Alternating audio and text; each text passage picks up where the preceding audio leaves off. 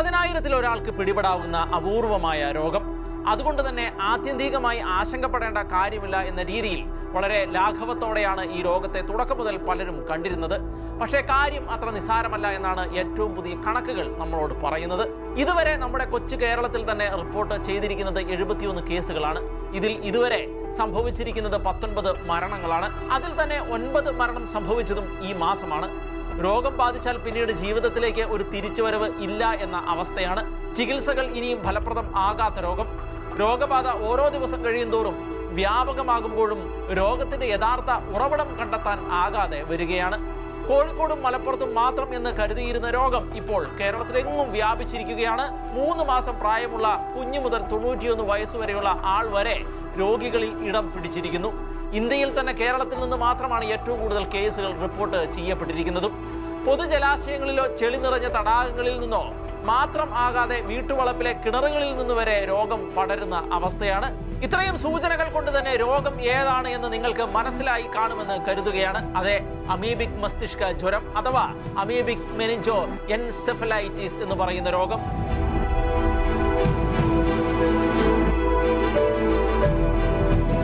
ഇന്ന് നമ്മൾ പറയാൻ പോകുന്നത് ഈ വിഷയത്തെ കുറിച്ചാണ്. ആദ്യം തന്നെ പരിഭ്രാന്തരാകാതെ നമുക്ക് മുൻകരുതലുകൾ എടുക്കാം.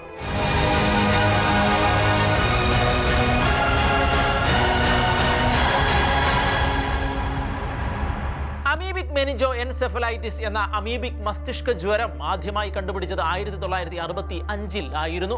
ഓസ്ട്രേലിയയിലെ അഡ്ലെയ്ഡിൽ 2 കുട്ടികളായിരുന്നു രോഗബാധിതർ. എന്നാൽ മെഡിക്കൽ ചരിത്രത്തിൽ ഈ കുട്ടികളുടെ പേരോ മറ്റു വിവരങ്ങളോ രേഖപ്പെടുത്തിയിട്ടില്ല. ഡോക്ടർമാരായ മാൽക്കം ഫൗളറും റോഡ്നി കാർട്ടറുമാണ് ഈ കേസുകൾ കണ്ടെത്തിയത്. പക്ഷേ 1909 ഈ രോഗം റിപ്പോർട്ട് ചെയ്യപ്പെട്ടിരുന്നുവെന്ന് മറ്റു ചില രേഖകൾ അവകാശപ്പെടുന്നുണ്ട്. ഒരു പോസ്റ്റ്മോർട്ടം റിപ്പോർട്ടാണ് ഇത്തരമൊരു സംശയത്തിലേക്ക് വിരൽ ചൂണ്ടിയത്.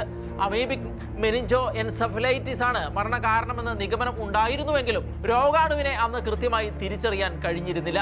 അതുകൊണ്ട് തന്നെ സംശയാസ്പദമായ കേസായിട്ടാണ് ഇതിനെ കണക്കാക്കി പോരുന്നത്.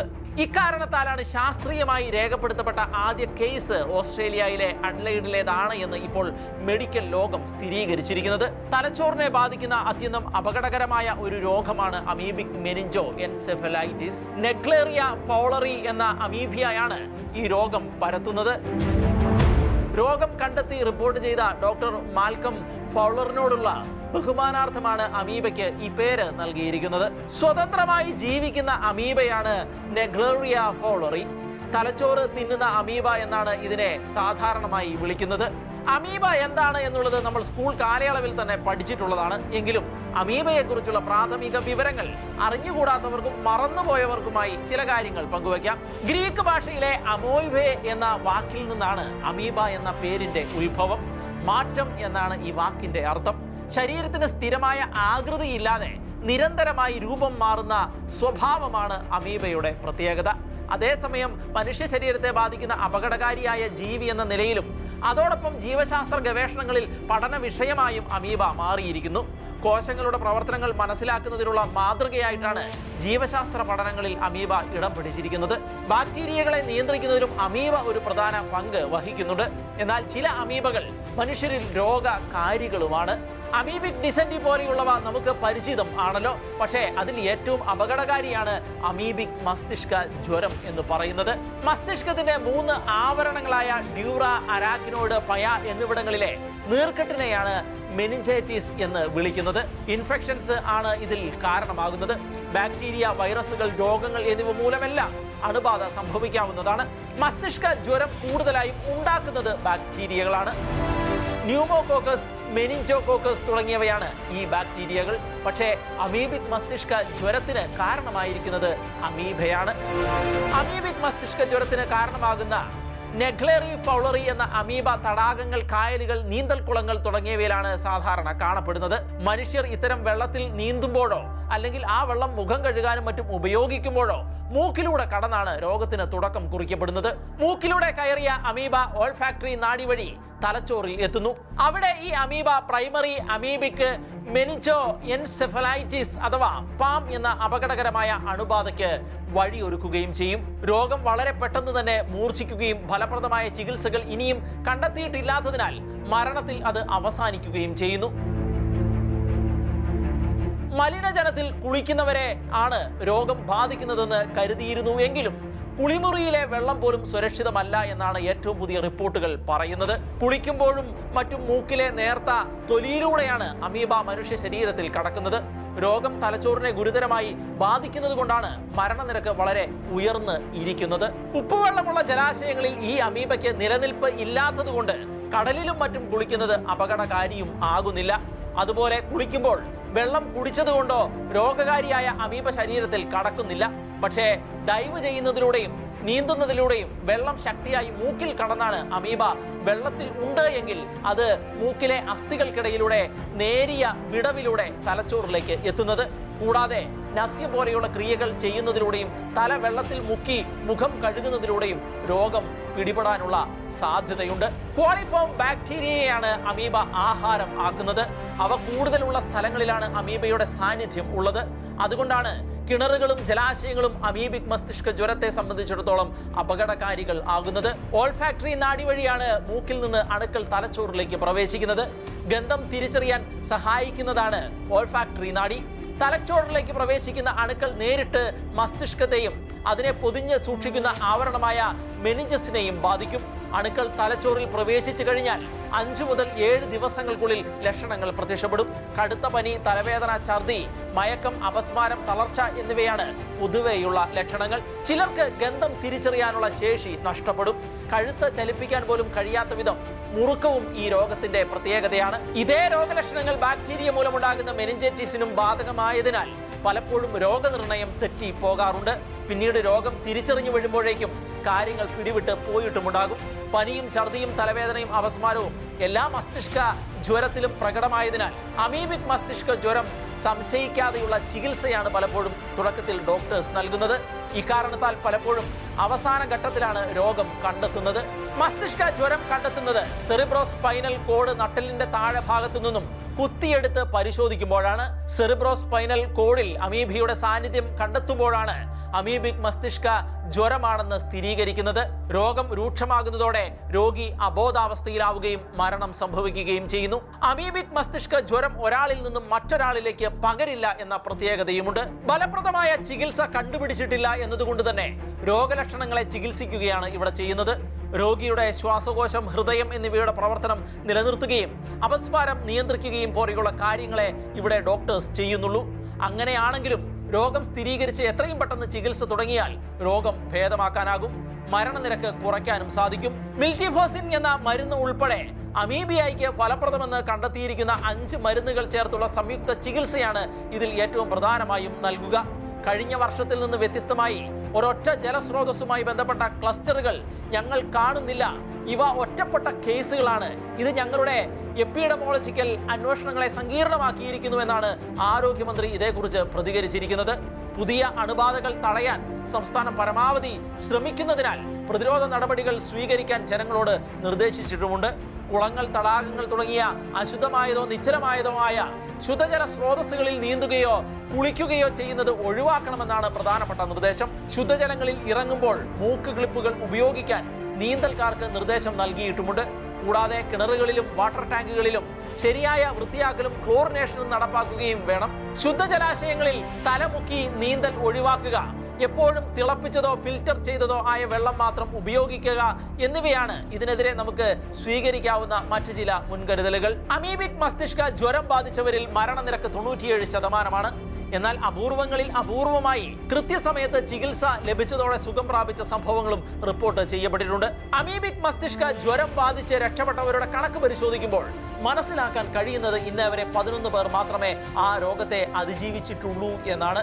ആ പട്ടികയിലേക്ക് ഇപ്പോൾ കേരളത്തിൽ നിന്നുള്ള ഒരാൾ കൂടി കഷ്ടിച്ച് രക്ഷപ്പെട്ടിട്ടുണ്ട്. മലപ്പുറം ചേളാരി സ്വദേശിനിയായ 11-കാരിയാണ് ആ അത്ഭുതം. കഴിഞ്ഞ ദിവസമാണ് ചികിത്സ പൂർത്തിയാക്കി ആരോഗ്യത്തോടെ കുട്ടി ആശുപത്രി വിട്ടത്. ഇന്ത്യയിൽ ഈ കേസ് ആദ്യമായി രജിസ്റ്റർ ചെയ്യപ്പെട്ടിരിക്കുന്നത് 1971-ലാണ്. എന്നാൽ കേരളത്തിൽ രോഗം ആദ്യം തിരിച്ചറിയപ്പെട്ടത് 2016-ൽ ആലപ്പുഴയിൽ ആയിരുന്നു. അമീബിക് മസ്തിഷ്ക ജ്വരം ബാധിച്ച് കോഴിക്കോട് ഫറൂഖ് കോളേജ് മൂളിപ്പറമ്പ് സ്വദേശിയായ 12 വയസ്സുകാരനും മലപ്പുറം പുന്നിയൂർ സ്വദേശിയായ 5 വയസ്സുകാരിയും കണ്ണൂർ തോട്ടട സ്വദേശിയായ 13 വയസ്സുകാരിയും അടുത്തിടെ മരിച്ചിരുന്നു. 2 മാസത്തിനിടെയാണ് ഈ 3 മരണങ്ങളും സംസ്ഥാനത്ത് റിപ്പോർട്ട് ചെയ്യപ്പെട്ടത്. കുട്ടികളിലും കൗമാരക്കാരിലുമാണ് ഈ അസുഖം കൂടുതലായി കണ്ടുവരുന്നത്. ഇതെന്തുകൊണ്ട് എന്നതിനെ സംബന്ധിച്ചും കൃത്യമായ നിഗമനത്തിൽ എത്താൻ വൈദ്യശാസ്ത്രത്തിന് സാധിച്ചിട്ടില്ല.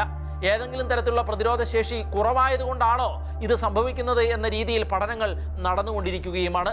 2016 ആണ് കേരളത്തിൽ ആദ്യത്തെ കേസ് റിപ്പോർട്ട് ചെയ്തത് എങ്കിലും 2023 വരെ സംസ്ഥാനത്ത് സ്ഥിരീകരിച്ച 8 കേസുകൾ മാത്രമേ റിപ്പോർട്ട് ചെയ്തിരുന്നുള്ളൂ. എന്നാൽ കഴിഞ്ഞ വർഷം വലിയ വർധനവാണ് ഉണ്ടായത്. 36 കേസുകളും 9 മരണങ്ങളും.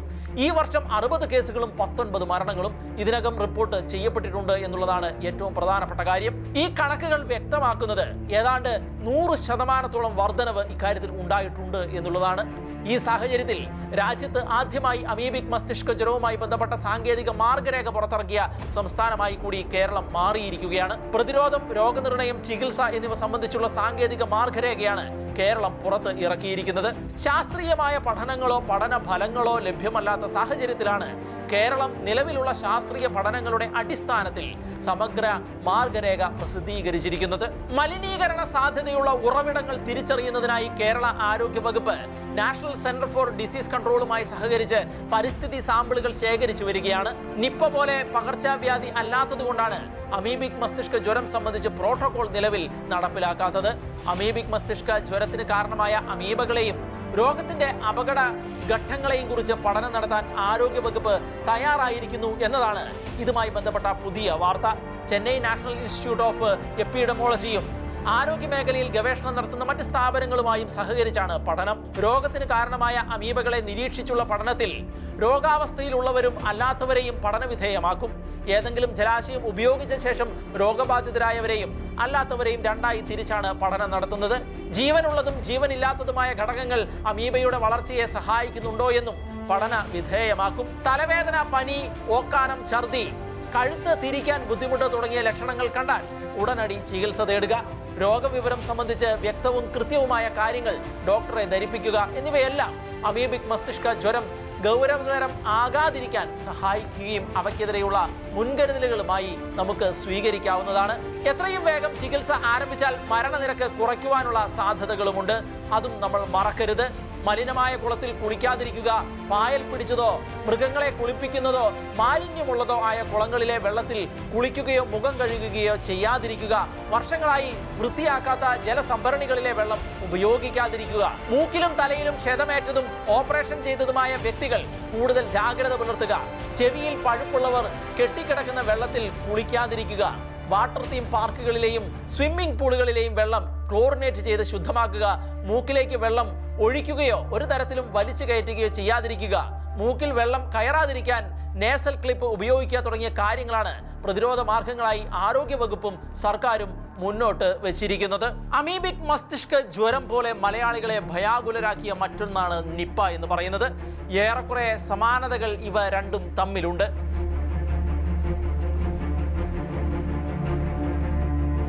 നിപ്പയുടെ തുടക്കവും കോഴിക്കോട് ജില്ലയിൽ നിന്നായിരുന്നു. അമീബിക് മസ്തിഷ്ക ജ്വരത്തിന് ഏറെക്കുറെ സമാനമായ രോഗലക്ഷണങ്ങൾ തന്നെയാണ് നിപ്പയ്ക്കും ഉള്ളത്. പനി, തലവേദന, തലകറക്കം, ബോധക്ഷയം തുടങ്ങിയവയാണ് 2 രോഗങ്ങളിലും പൊതുവെ ഉള്ളത്. ബോധം നഷ്ടപ്പെട്ട് കോമയിൽ എത്താനും സാധ്യതയുണ്ട്. അമീബിക് മസ്തിഷ്ക ജ്വരത്തിൽ എന്നതുപോലെ നിപ്പയ്ക്കും കൃത്യമായ ചികിത്സ ഇതുവരെയും കണ്ടെത്തിയിട്ടില്ല. ലക്ഷണങ്ങൾക്ക് മാത്രമായുള്ള ചികിത്സയാണ് ഇവിടെയും നൽകുന്നത്. രോഗപ്രതിരോധ ശേഷിയുള്ളവർ രക്ഷപ്പെടുകയും അല്ലാത്തവർ മരണമടയുകയും ചെയ്യുന്നതായിട്ടാണ് ഈ 2 കേസുകളിലും പൊതുവെ കണ്ടുവരുന്നത്. മനുഷ്യരിൽ നിന്ന് മനുഷ്യനിലേക്കോ മൃഗങ്ങളിൽ നിന്ന് മനുഷ്യരിലേക്കോ വൈറസ് പടരാം എന്നതാണ് നിപ്പയെ അമീബിക് മസ്തിഷ്ക ജ്വരത്തിൽ നിന്ന് വ്യത്യസ്തം ആക്കുന്നത്. മലേഷ്യയിലെ കബുങ് സുങ്ങായ് നിപ്പ എന്ന ഗ്രാമത്തിൽ 1998 നിപ്പ ആദ്യമായി റിപ്പോർട്ട് ചെയ്യപ്പെട്ടത്. അങ്ങനെയാണ് വൈറസിന് നിപ്പ എന്ന പേര് വരുന്നത്. കേരളത്തിൽ നിപ്പ എത്തിയത് 2018 മെയ് മാസത്തിൽ ആയിരുന്നു. നിപ്പയെ അക്കാലത്ത് നിയന്ത്രണ വിധേയമാക്കാൻ നമ്മളുടെ ആരോഗ്യ മേഖലയ്ക്ക് സാധിച്ചുവെങ്കിലും തുടർന്നുള്ള വർഷങ്ങളിലും ഒറ്റപ്പെട്ട നിപ്പ കേസുകൾ റിപ്പോർട്ട് ചെയ്യപ്പെടുകയുണ്ടായി. എന്തിന് ഈ വർഷം ജൂലൈയിൽ പോലും നിപ്പ വൈറസ് ബാധ ഉണ്ടായിട്ടുണ്ട്. പൂർണ്ണമായ നിർമ്മാർജ്ജനമോ പ്രതിരോധ കുത്തിവെപ്പുകളോ ഈ 2 അസുഖങ്ങൾക്കും ഇല്ല എന്നതാണ് ഇവയുടെ രോഗവ്യാപനം നമ്മിൽ ആശങ്ക ഉണ്ടാക്കുന്നത്. അമീബിക് മസ്തിഷ്ക ജ്വരവും നിപ്പയും പോലെ തന്നെ വൈദ്യശാസ്ത്രത്തിന് ഉത്തരം കിട്ടാത്ത അപൂർവങ്ങളിൽ അപൂർവമായ മറ്റു ചില രോഗങ്ങളുമുണ്ട്. അതിലൊന്നാണ് ട്രീമാൻ സിൻഡ്രോം അഥവാ എപ്പിഡെർമോഡിസ് പ്ലാസിയ വെറുസിഫോർമിസ് എന്ന അപൂർവ ജനിതക രോഗം. അത്യന്തം ഭീകരവും അതോടൊപ്പം നിസ്സഹായവുമായ ഒരു രോഗാവസ്ഥയാണ് ഇത്.